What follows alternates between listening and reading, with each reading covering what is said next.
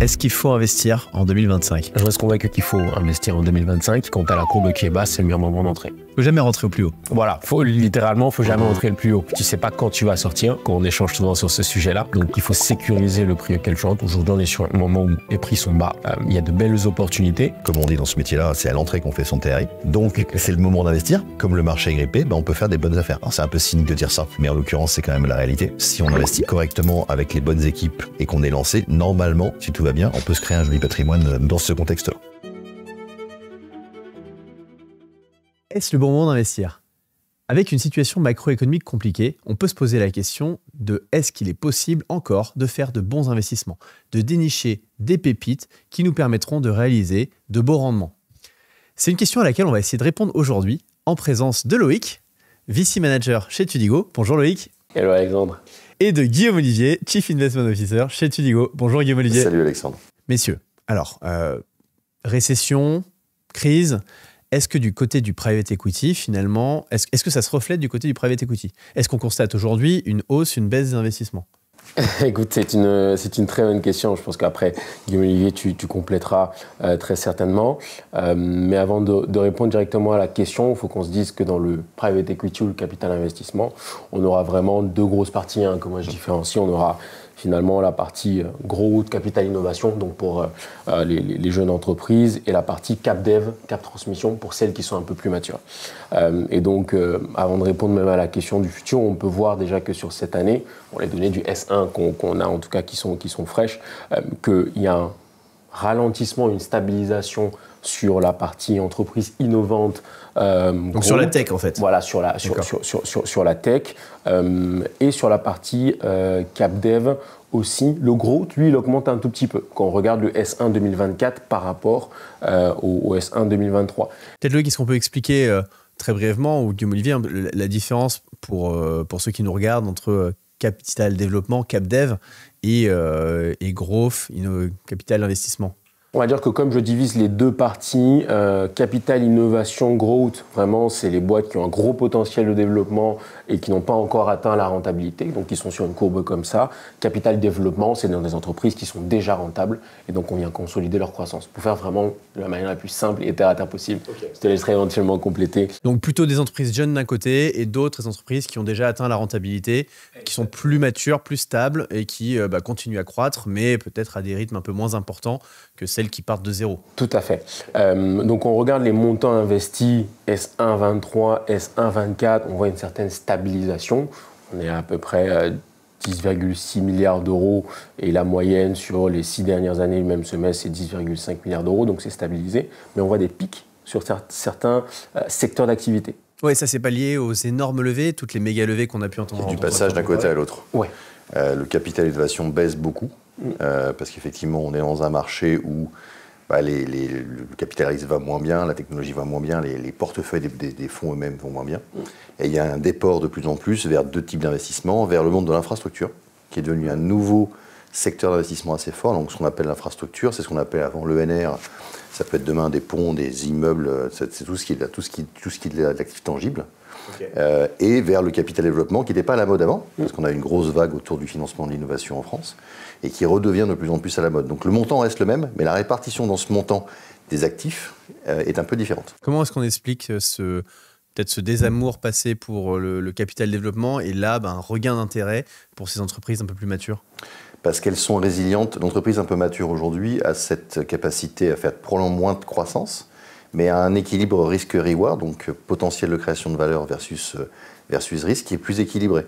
On est sur des sociétés qui sont effectivement rentables, installées sur leur marché, qui peuvent être des sociétés technologiques, ce n'est pas le sujet de leur métier, mais qui pour le coup sont dans un état où elles peuvent demain vivre sans lever de fonds. Ce qui aujourd'hui abîme entre guillemets le marché de l'univers du financement de la tech au sens large, du financement de l'innovation, c'est cette obligation que les entreprises ont à lever de l'argent constamment pour financer leur R&D.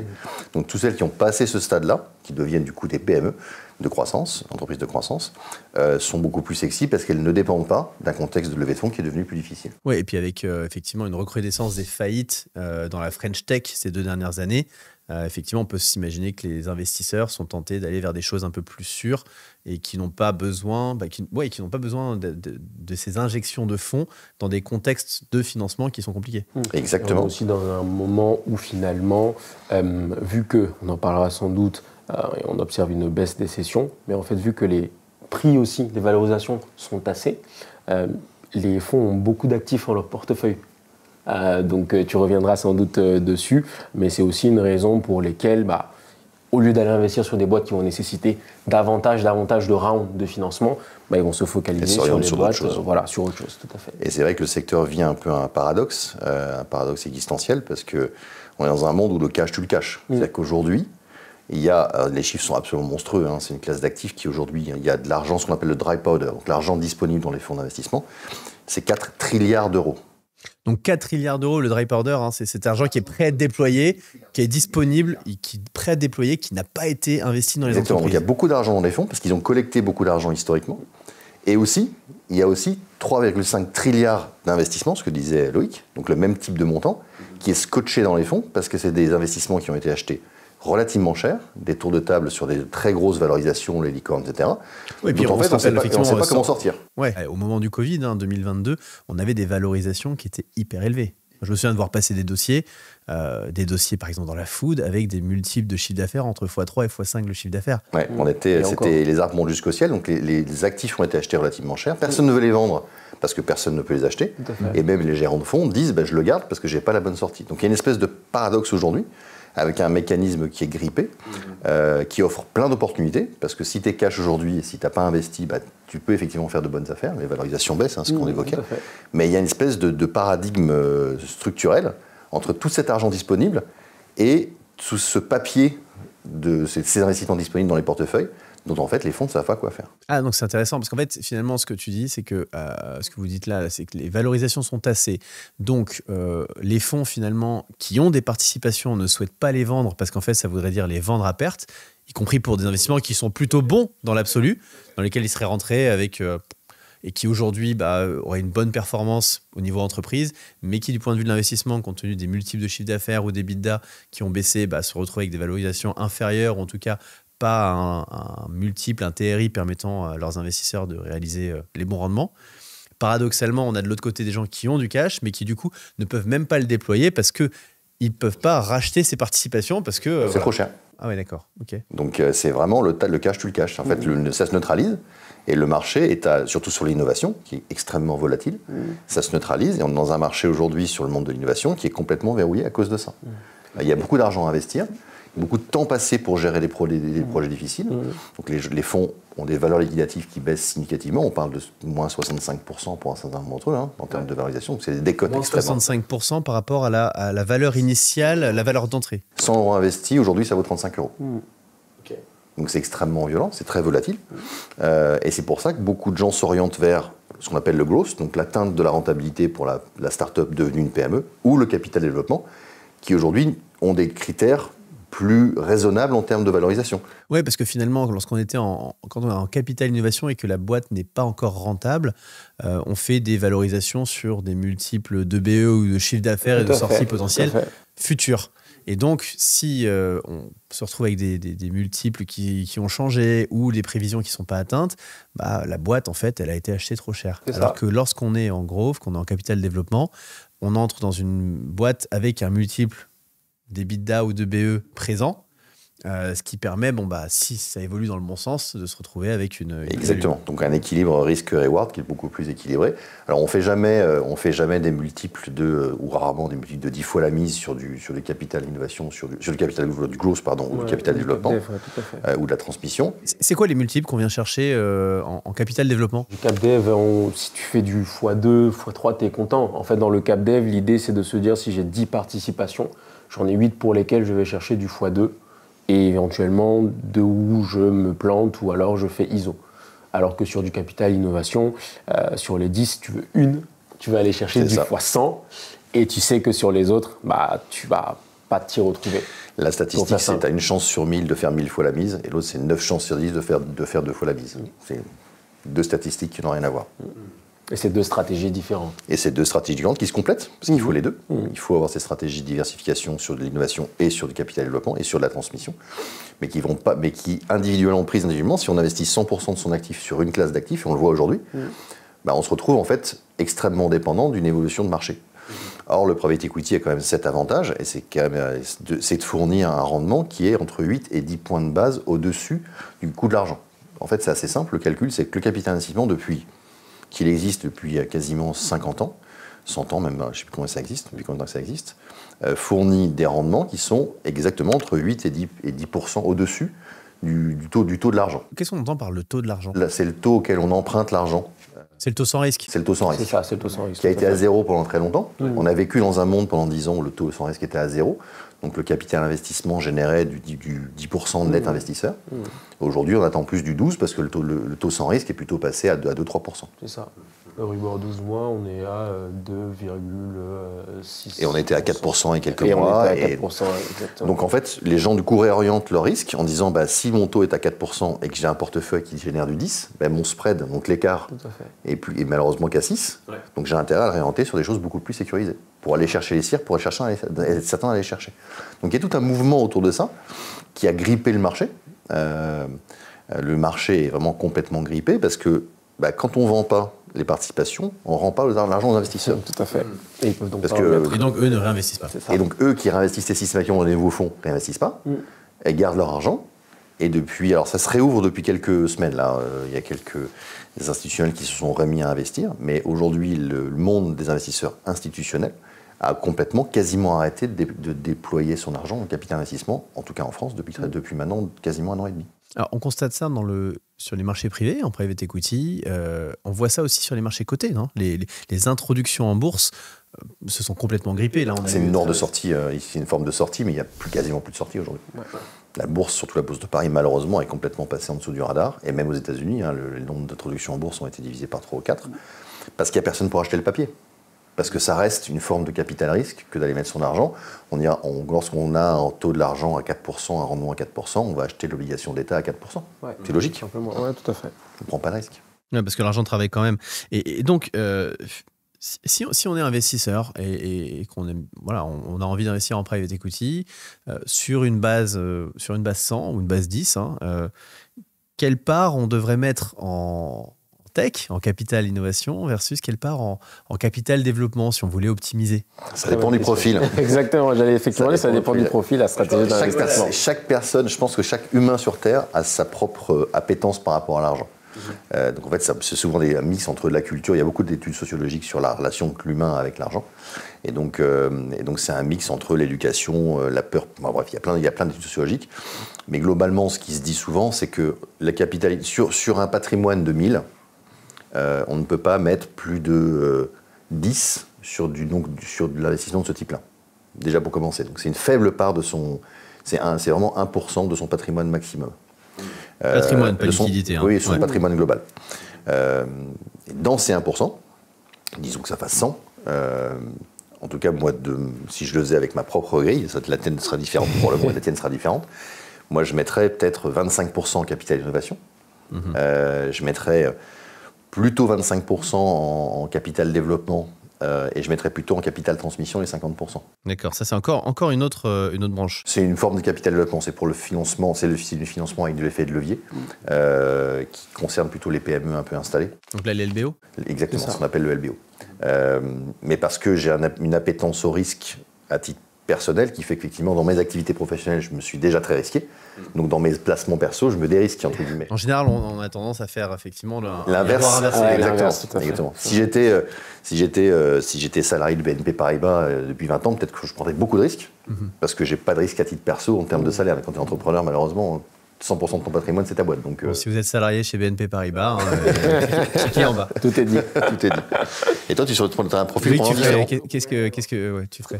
Pas trop différent sur la partie innovation. Je pense que je mettrais bien 25-30% parce que je trouve aussi ça intéressant finalement de financer des boîtes qui veulent apporter du nouveau à notre quotidien, avec un focus particulier sur tout ce qui sera numérique, on a l'essor de l'IA, mais aussi santé. Je pense que je mettrai effectivement un autre 25% sur le growth, je vais dire plutôt un 50 mix growth CapDev, donc un 25-25. Et le reste, je le splitterai sur transmission et retournement. On n'a pas parlé de retournement, mais je le mettrai sur retournement parce que retournement, il y a souvent un gros coup à jouer sur les boîtes en retournement. Retournement, pareil, tu es sur un 1 sur 100. Parce sur que 1 sur 1000. 1 sur 1000, voilà. Ouais. Sur le retournement. Tu peux expliquer ce que c'est retournement? Bon, tu investis dans une boîte qui fait faillite, concrètement. Exactement, simplement. On a quelqu'un qui est très célèbre en France pour l'avoir fait démocratiser, Bernard Tapie. Mais en fait, le retournement, c'est ça.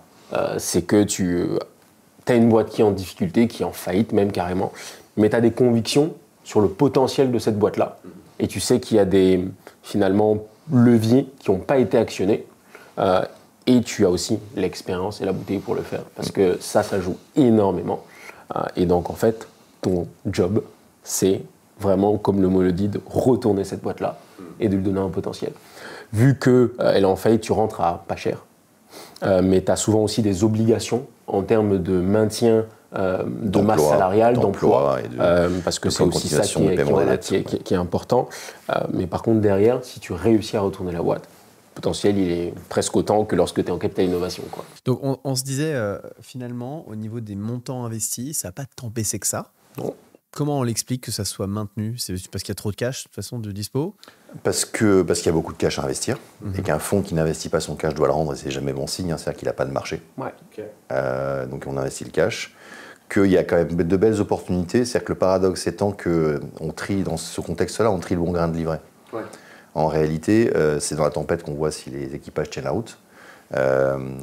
L'expression, c'est quand la marée basse qu'on voit s'ils ont un maillot de bain. Ouais, trois d'expressions déjà.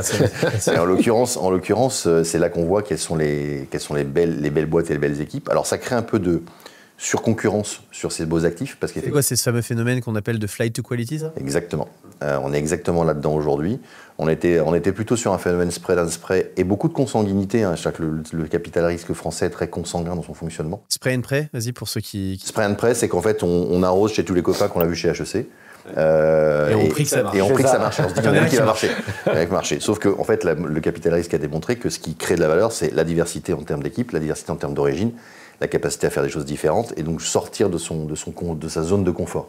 Ce que le capital risque français, qui est très récent dans sa construction, surtout depuis 10 ans, a peu fait. On a le capital risque français, mais peu diversifié en termes, déjà en termes de genre, très peu, en termes d'origine sociale, encore moins. Donc c'est un vrai sujet. Ce qui est aujourd'hui un sujet qui a été réglé aux États-Unis depuis très longtemps, qui n'est pas réglé en France. Mais donc comment ça se fait? Pourquoi est-ce qu'on est... Juste parce qu'ils Je pense que c'est plus facile. Pour les Américains? Qu'est-ce qui, chez les Américains, explique, selon toi, hein, bien sûr, que le sujet soit réglé et qu'ils aient compris plus rapidement la valeur de la diversité, là où, effectivement, en France, on est encore sur un ancien modèle? Je pense que c'est culturel. Ouais. C'est un sujet culturel. On reste dans une culture française qui est quand même très dans le fonctionnement de l'élite, où il faut avoir fait les bonnes écoles pour avoir accès au bon réseau. On est quand même là-dedans, un état un peu jacobin. Ça change, ça a changé. Et tout ce qu'on voit aujourd'hui montre qu'effectivement, il y a plein de gens qui ont pris des virages différents, qui arrivent à passer à travers les gouttes. Mais on n'a pas du tout cette notion d'universalité de la réussite entrepreneuriale en France. Et on le voit même dans les équipes, même des fonds d'investissement, c'est les mêmes clones. Enfin, moi, j'ai travaillé dans quelques fonds par ailleurs. Et j'essaie de ne pas reproduire ce modèle. En fait, l'enjeu, c'est d'avoir des gens qui sont tous très différents. Parce qu'en fait, c'est la diversité des avis sur un dossier qui fait le consensus et qui fait qu'on trouve un bel investissement. Si on investit que sur ses copains d'HEC ou des 3 belles écoles ou de Polytechnique, et on est soi-même dans un fonds, en fait, on ne fait que reproduire un mécanisme, et en fait, tout le monde se trompe.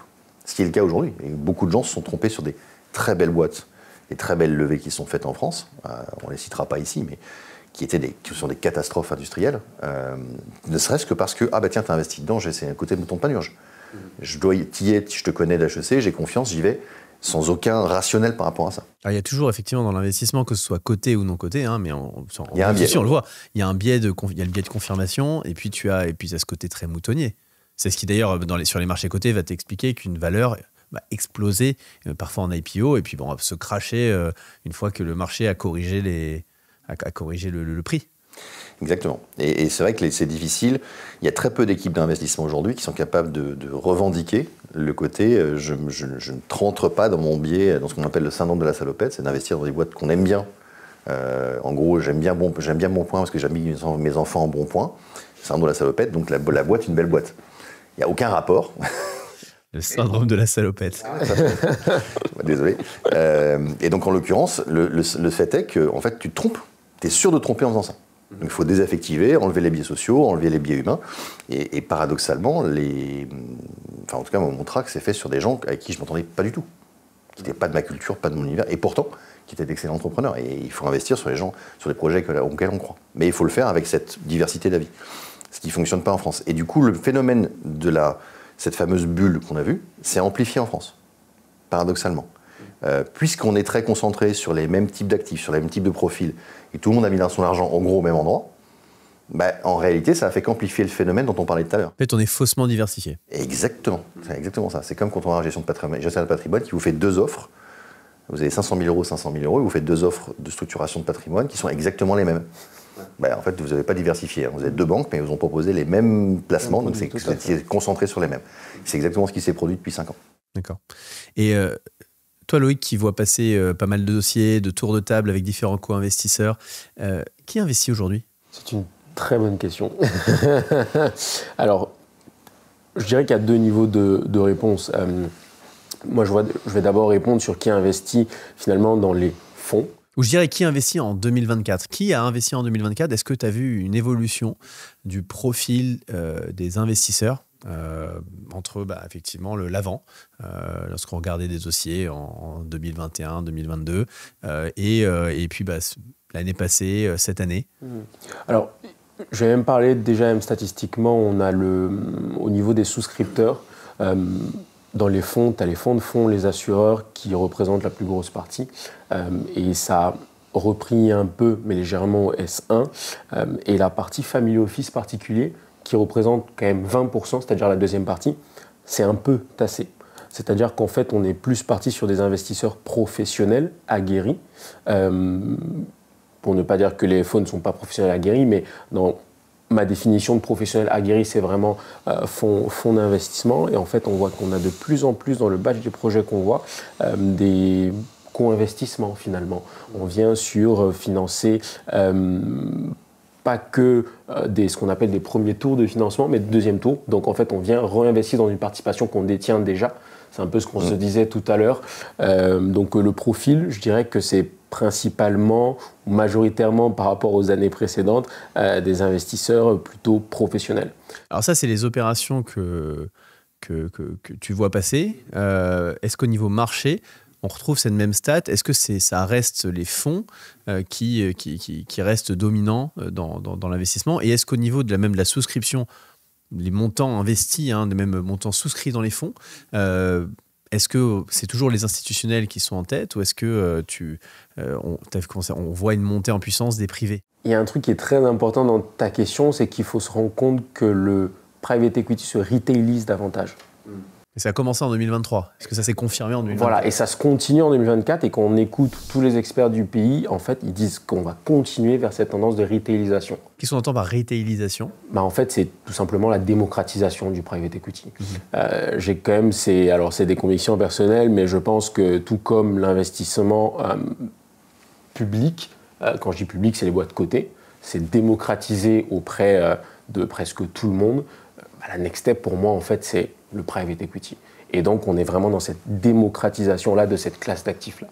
Et les stats sont parlantes. Il y a, pendant la crise de la Covid, je ne sais pas si vous vous souvenez, mais le nombre d'investisseurs particuliers qui étaient sur la bourse est repassé de 40 000, c'était ridicule. Il y a 40 000 en France, investisseurs particuliers, donc on est vraiment nulle part. Ils sont remontés à 250 000. Ah ouais. Parce qu'en fait, les gens, ils étaient derrière l'ordinateur toute la journée, donc ils ont se remis à boursicoter. Tout à fait. Et en fait, tous ces gens-là se sont transférés sur le capital investissement. Ils ont repris la culture de l'investissement, ils se sont formés, il y a beaucoup de formations en ligne qui se sont créées à ce moment-là, sur l'accompagnement et sur l'investissement à la bourse. Et en fait, ils ont disparu parce que malheureusement les marchés se sont fermés, donc il n'y avait plus d'opportunités d'investissement. Et cette éducation-là, ils l'ont transférée sur le capital investissement. En fait, il y a toute une partie d'investisseurs qui effectivement s'est éduqué, ou plutôt de particuliers qui s'est éduqué à l'investissement, à la finance en général, et qui a commencé sur les marchés boursiers, sur les cryptos, et qui bascule, vient découvrir les autres classes d'actifs. Qui aujourd'hui est une petite proportion, mais qui est celle qui va évoluer le plus vite par rapport aux autres proportions qui sont déjà installées. Dans un monde aujourd'hui où en gros les institutionnels sont très peu présents, ce qu'on disait tout à l'heure, en fait, ils sont un peu figés, l'argent ne revient pas. Donc comme tout le marché, le mécanisme ne fonctionne pas, l'argent ne remonte pas, ils ne peuvent pas réinvestir, ou très peu. Ou eux-mêmes ont des sujets de ratios de fonds propres, alors on ne va pas rentrer dans les détails, mais BAL 3, les ratios d'équilibre entre les marchés cotés, enfin ils ont des sujets de ratios, en fait, eux-mêmes ne peuvent pas se permettre d'investir leur patrimoine dans le capital investissement à plus des fameux 1% ou 2% dont on parlait tout à l'heure. Ce qu'on applique à une personne physique, c'est aussi valable pour une entreprise, à des banques à des échelles plus importantes, où en gros le marché est grippé. Une des grosses sources, un des gros Eldorado aujourd'hui du monde de l'investissement au sens large, ce sont les particuliers. Et ça fait rêver tous les fonds d'investissement qui ont investi massivement cet univers-là, à travers 2 créneaux. Le premier créneau, c'est évidemment de manière indirecte à travers les conseillers en gestion de patrimoine. On a vu l'avènement d'un acteur indirect qui s'appelle Altaroc, qui vient du monde du capital investissement, qui était monté par le fondateur d'Apax, Maurice Chéniaud, et un ancien de Sagard, Frédéric Stoller. Ils ont créé la première classe d'actifs dédiée aux particuliers à travers les CGP, en créant des fonds de fonds. C'est un très beau modèle. Ils ont évangélisé le marché, mais à travers, c'est l'indirect. Et puis il y a un deuxième créneau qui s'est ouvert, qui est de plus en plus ouvert aujourd'hui, qui est la vente directe aux particuliers, donc l'investissement direct. Le montant global des investissements, alors je dirais, pour les particuliers, je mets le crowdfunding dedans, c'est du private equity et du crowdfunding, est resté extrêmement stable, alors même, c'est 2 milliards d'euros, me semble-t-il, le dernier semestre, alors même que le reste du marché s'effondrait. Donc les gens continuent à investir sur le capital d'investissement. Et parmi les plus éduqués sont ceux qui sont conscients du fait que c'est, comme on dit dans ce métier-là, c'est à l'entrée qu'on fait son TRI. C'est clair. Donc c'est le moment d'investir, parce que c'est à l'entrée qu'on fait son TRI, qu'aujourd'hui, comme le marché est grippé, on peut faire des bonnes affaires. On peut rentrer sur des valos basses qui vont nous permettre, en fait, le prix est bas, donc... Même si tu vends mal, avec l'actif est solide, en général, tu fais... Et les multiples, et on l'a vu dans les calculs de multiples, Argos fait un calcul de multiples sur le capital développement, multiple débit sur lequel c'est un calcul typique, est redescendu d'un double digit multiple, on était à 12 il y a maintenant l'année dernière. À 9,5. À 9,5, c'est extrêmement bas. On a perdu 25%, 20% en une année. On était en moyenne à 12 fois l'EBITDA et on est passé à 9,5. Ouais, c'est quand même... Et c'est en train de baisser encore. Donc il y a des bonnes affaires à faire. Ça reste totalement illiquide, évidemment. Ça reste totalement risqué en termes de risque, évidemment. Mais c'est le moment de bien investir. Et paradoxalement, aujourd'hui, beaucoup de fonds se lèvent vierges sur cette thèse-là. En disant, je vais ramasser tout ce qui est à vendre dans les portefeuilles. Donc je fais du secondaire. Ils font du secondaire. Finalement, au lieu d'investir dans une boîte qui lève des fonds pour se développer, ils viennent racheter les participations. Parce qu'il y a besoin de créer de la liquidité, parce que tout le monde est tanké. Donc on est dans un temps extrêmement intéressant, parce que 2025, les investisseurs institutionnels vont revenir, mais vont aller cibler les équipes vierges, entre guillemets, parce que tu n'as pas de passif. Tu as un fonds tu lèves maintenant, tu n'as pas de participation à gérer, tu n'achètes que des trucs pas chers, et si tu n'es pas trop mauvais pour la sélection, tu es sûr de faire ton terrain. En fait, tu es en bas de cycle. Est-ce qu'il y a des secteurs qui sont plus porteurs que d'autres en ce moment, ou plus d'autres qui sont plus en difficulté que d'autres Qu'est-ce qu'on voit sur 2024 ? Qu'est-ce qu'on anticipe pour 2025 ? En difficulté, je pense que ça va parler à tout le monde. BTP. Ouais, BTP, immobilier, quoi. Tous d'accord. On sera tous d'accord que ce sera un peu compliqué. On a pas mal d'innovations, de startups qui viennent solutionner, proposer des innovations, mais pour lesquelles leur cible, c'est les acteurs du BTP. Donc en fait, c'est les boîtes pour lesquelles il y a eu le plus de mal à lever. Et même dans leur traction, finalement, ça se ressent. A contrario, on a l'essor de l'IA, donc toutes les boîtes du numérique sont vraiment celles qui ont le vent en poupe en ce moment. Bien sûr, l'un des secteurs qui reste toujours aussi résilient, c'est la medtech. Donc moi, j'aurais tendance à dire, et ça fait un peu écho à la question de tout à l'heure par rapport à comment j'aurais mis mon portefeuille sur la partie cap innovation, on se rend compte que les bons secteurs, en tout cas, qui restent résilients, c'est ça, numérique, santé, medtech et industrie. Donc voilà, et industrie, tout à fait. C'est les L'industrie secteurs qui revient un peu, parce que il y avait un gros désamour de l'industrie. Totalement. Et c'est progressivement revenu. Oui, avec en plus des gens qui financent des infrastructures industrielles. On parlait de ce qu'on appelle l'infrastructure tout à l'heure. Il y a des fonds qui aujourd'hui se disent « Ok, mais je préfère détenir une usine que je loue à l'entreprise. Ouais. » Ils détiennent l'usine de l'entreprise parce que j'ai une PME à côté. Donc il y a aujourd'hui beaucoup de projets autour de ce qu'on appelle les infrastructures industrielles. Parce qu'à la fin, ils ont un actif qui a de la valeur et qui peut être revendu. Et la performance, paradoxalement, la performance du monde de l'infrastructure, on n'est pas loin des performances du CapDev en termes de TRI. C'est un peu plus long, c'est plus tangible. C'est des investissements sur plus longtemps, la durée. Pas toujours. Il y a aussi des infrastructures qu'on peut financer sur des périodes courtes qui sont après refinancées par des banques. Donc il y a des fonds d'infrastructure qui font des opérations comme ça. Globalement, historiquement, l'infrastructure venait du monde de ce qu'on appelle les PPP, les projets publics-privés, où on était une banque et puis un industriel, et puis après on avait un gros actif, on détenait une autoroute, un pont, c'était des grosses infrastructures. Aujourd'hui, on peut faire une infrastructure sur une petite usine de fabrication de pulls qui est détenue par... il y a un exemple concret de ça avec Meridiam qui a fait un gros deal dans l'univers des batteries, qui sont en fait propriétaires d'Electra, propriétaires de l'usine.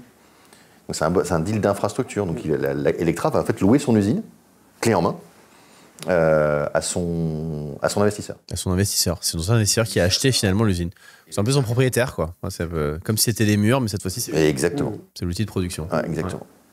C'était pas un rôle qui était assuré par les banques avant, ça ? Ah oui, mais les banques, elles ont des petits sujets de ratio de fonds propres et d'investissement en ce moment pour les PM, elles ont fermé les robinets depuis quelques temps. Donc il y a là aussi quelque chose qui s'est ouvert comme opportunité d'investissement pour ceux qui avaient du cash et qui pouvaient aller sur ces financements historiquement trustés par les banques. Qui sont toujours un peu là, mais qui ont un peu de mal effectivement à se remettre de ce retournement, puisque les PME vont pas bien, donc évidemment il y a moins de flux.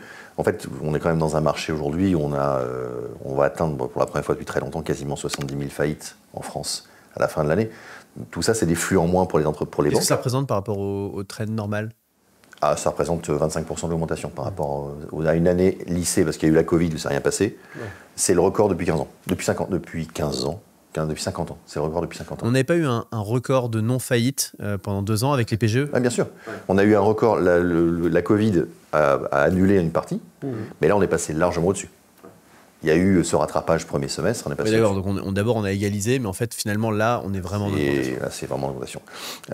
Ce qui est assez simple, parce que les entreprises qui ne sont pas capables in fine de payer leurs salariés, rémunérer leurs actionnaires, faire fonctionner les trucs, il ne faut pas qu'elles survivent. Ça, c'est la vie. Après, il y a quand même un contexte de marché où c'est quand même moins dynamique, même en termes de consommation, réglementation, il y a pas mal de choses qui, pour le coup, des conditions adverses. Exactement. Mais c'est là, encore une fois, c'est là qu'on voit les belles PME.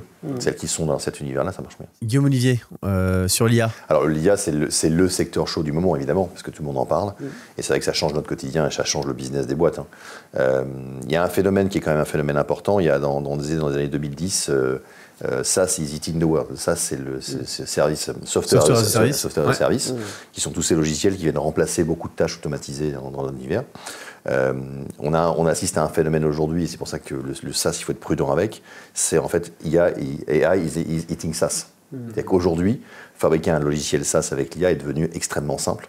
Et donc, toutes les barrières d'entrée que beaucoup de logiciels SaaS extrêmement simples avaient mis en place, en fait, sont en train d'exploser. Donc, c'est en train de remodeler le monde du logiciel de manière globale, avec des montants investis qui sont extrêmement importants. Là, on le voit, BlackRock vient de lancer 3 fonds d'investissement dédiés uniquement à l'IA, pour investir directement dans les sociétés qui sont 3 fonds cotés.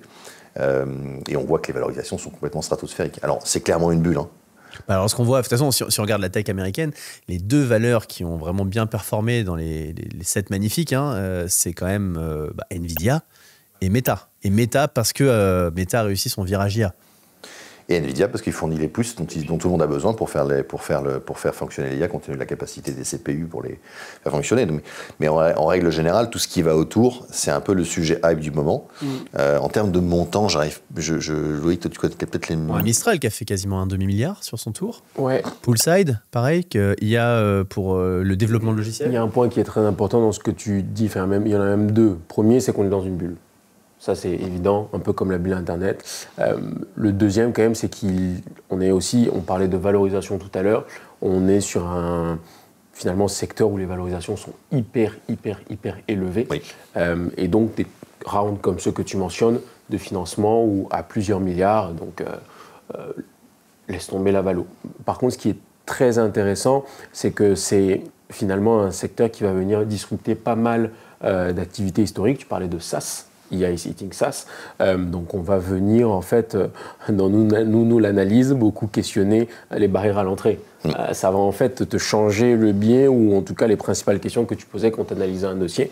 La barrière à l'entrée, ça va être la question que tu poses presque tout le temps. Est-ce qu'on peut automatiser avec de l'IA cette fonction ou ça change en fait totalement la grille de lecture. Et il y a pas mal de boîtes qu'on connaît, on ne va pas citer, mais qui ont, on a même vu en comité, qui ont changé 2 fois leur modèle économique. Du coup, ça c'est la 3e fois, donc du coup 3 fois leur modèle économique, parce qu'à chaque fois, l'IA est venue grignoter leur modèle. Exactement, grignoter le modèle. modèle. Dans les modèles économiques où le gros de la valeur était basé sur le développement d'algorithmes très très lourds, et qui, avec l'arrivée de l'IA, était complètement disrupté. Totalement.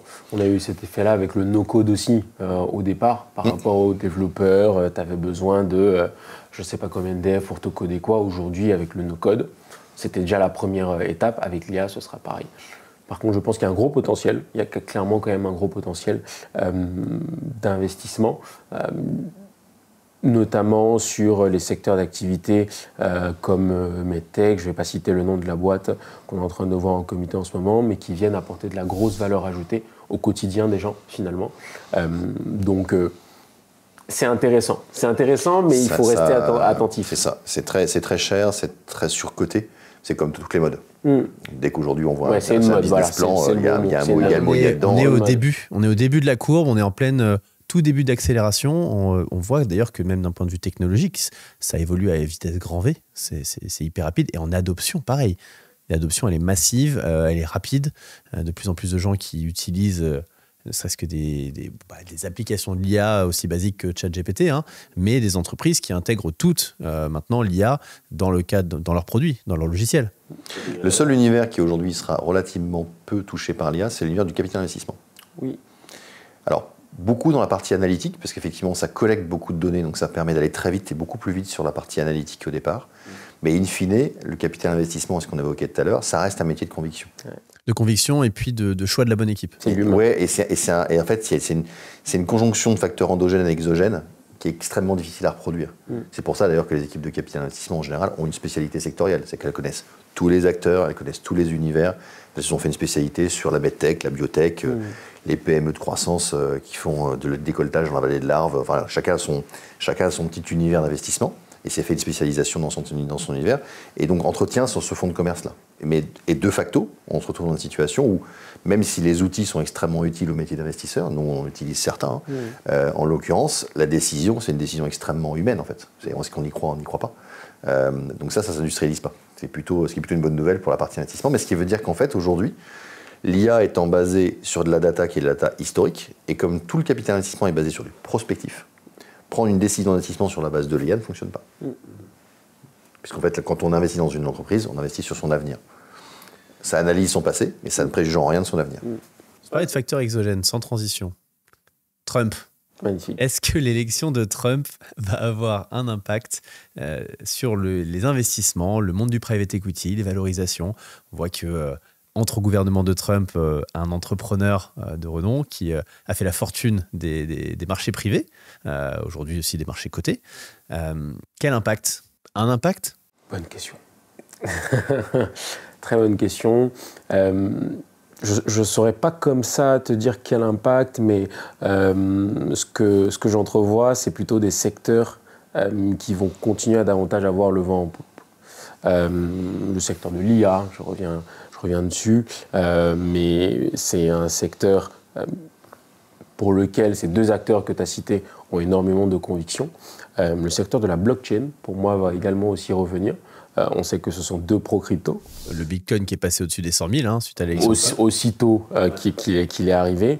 Donc, moi, en termes d'impact, je pense que naturellement, comme ça, ce que je me dirais, c'est plutôt les secteurs qui vont avoir le vent en poupe grâce ou à cause de leur arrivée. Ils vont à minima être portés en termes de multiples de valorisation. Exactement, tout à fait. C'est le cas en bourse aujourd'hui. Tout à fait. Tous ces secteurs-là ont explosé en bourse. C'est pas la perf qui monte, c'est le multiple de valorisation. Le multiple de valorisation, exactement. Avec quand même un effet qui est qu'aujourd'hui, pour les entreprises qui ne sont pas encore installées aux États-Unis, qui veulent y aller, le coût sera renchéri. parce qu'il y aura des droits de douane plus élevés. Ils ont quand même prévu pas mal de protectionnisme, de revenir à un protectionnisme qu'on n'a pas mis en place en France. Et donc on va se retrouver dans une situation où si on n'est pas déjà installé aux États-Unis, ça va coûter plus cher d'y aller. Avec une volonté quand même affichée des Américains d'attirer des entreprises chez eux et d'ouvrir les marchés financiers. Je pense qu'effectivement ils veulent, mais opérationnellement, ce qu'on dit souvent, c'est qu'aller aux États-Unis, c'est $1 million par an pendant 5 ans, le temps de trouver sa maturité là-bas. C'est long, parce que c'est pas le même marché et que c'est un continent en tant que tel. Je pense que ça va devenir plus cher dans le contexte actuel. Parce que ça va être plus compliqué, ils vont être plus regardants. Effectivement, ils vont ouvrir certains pans d'activité pour être sûr que ça ne concurrence pas les pans qu'ils ont. Donc il y a quand même un programme autour du protectionnisme américain qui est quand même pas neutre pour les PME, les startups qui veulent demain s'installer. Donc il faut bien y réfléchir. Si leur marché c'est les États-Unis pour venir concurrencer une boîte américaine, ça risque d'être compliqué. C'est ça l'impact que ça peut avoir. L'Amérique pour les Américains. C'est un peu ça la culture de l'ami Trump. Si on se parle d'ailleurs des politiques, c'est le bazar complet. Depuis plusieurs mois maintenant, c'est en termes de gouvernance, en termes de politique, on ne sait pas qu'est-ce qui va se passer d'un point de vue fiscal et autres. Est-ce que ça a un impact sur les investissements Est-ce qu'il y a à l'inverse des politiques qui pourraient ou qui vont améliorer les choses en 2025 ? C'est quoi votre opinion sur le sujet ?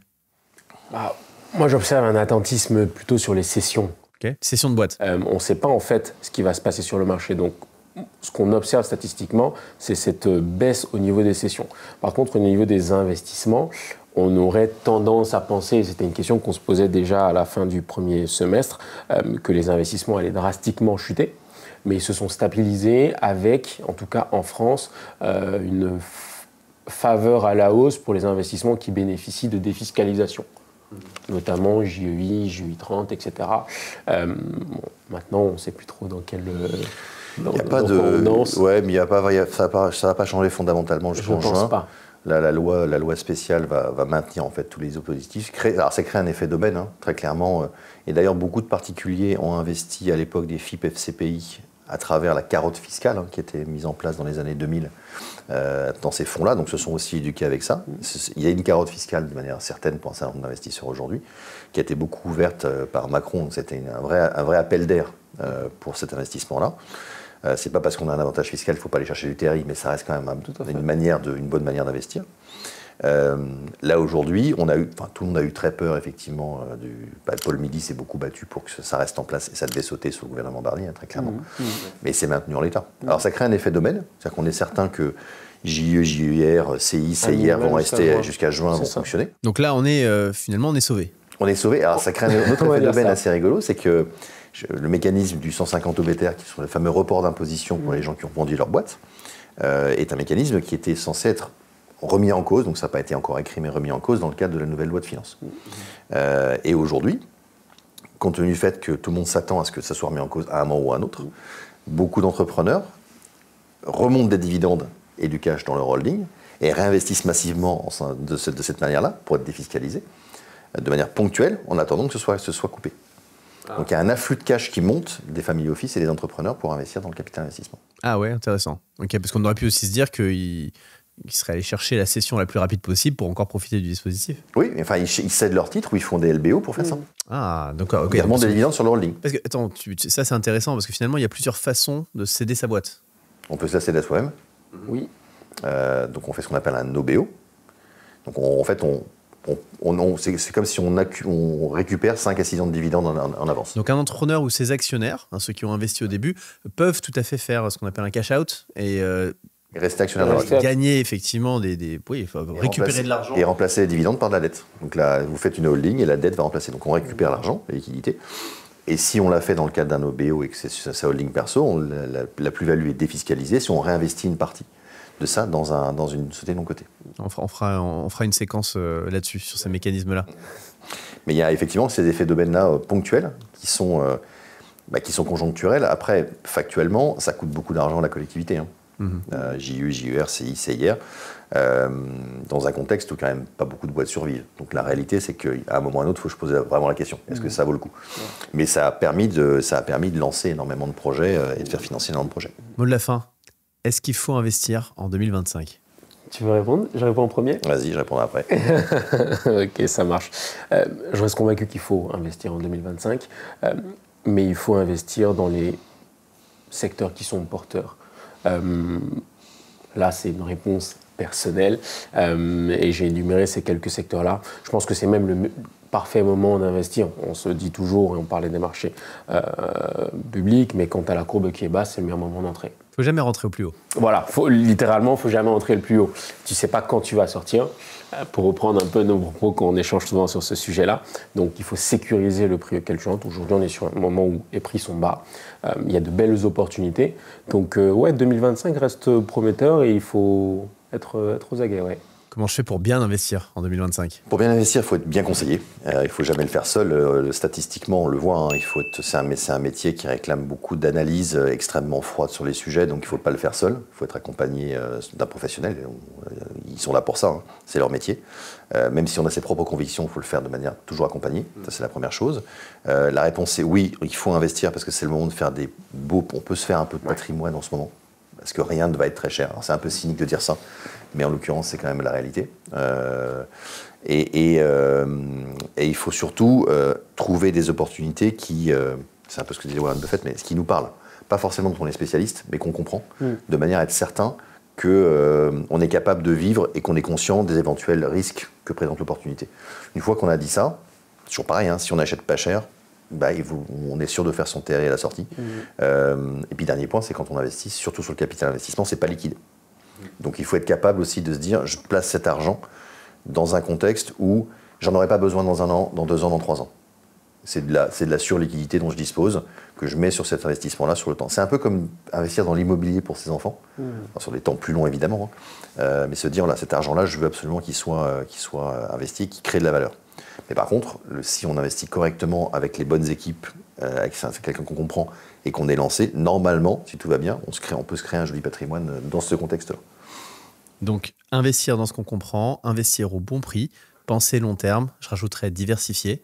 Oui, toujours, parce qu'on est... Voilà. Merci beaucoup Loïc, merci beaucoup Guillaume Olivier. Merci. Et puis pour ceux qui nous ont regardés, merci beaucoup. Si ça vous a plu, n'hésitez pas à liker cet épisode, à vous abonner à la chaîne. Il y en aura d'autres. On vous fera un épisode sur les montages financiers. Je pense qu'on vous parlera aussi des valos, des secteurs à regarder plus en détail sur 2025. On a parlé d'IA, on a parlé de MedTech. Je pense qu'on parlera de robotique bientôt aussi. Je vous en dis pas plus et je vous donne rendez-vous pour un prochain épisode. À bientôt.